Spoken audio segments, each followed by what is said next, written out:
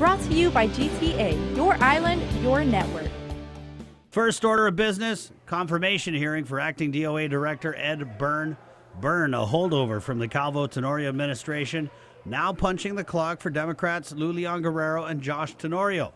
And he notices it's a little less chilly than it was when partisan politics was at play when he sat before the 34th Guam Legislature. I certainly hope for a more cordial relationship because it was, you're right, it tended to be adversarial. Part of that was a kind of misunderstanding of what was going on. It was relatively smooth sailing for the Byrne confirmation hearing. The toughest part for senators, apparently, getting Byrne's name right. Mr. Burns, this will conclude the hearing of Mr. Burns. Byrne.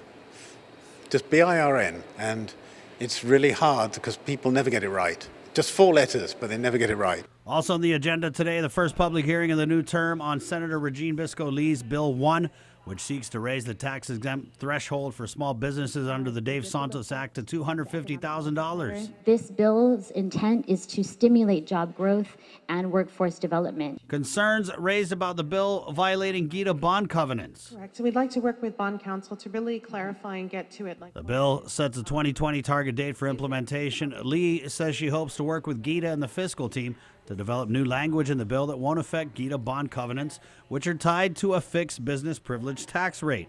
The short-term impact estimated to be in the neighborhood of $1.3 million, which Revenue Tax Director Daphne Shimizu said the department will try to capture elsewhere.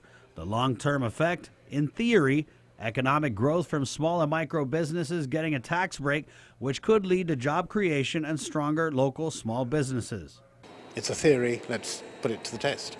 That's what DOA Director Ed Byrne said when asked about the short-term impact of the bill versus the long-term benefits.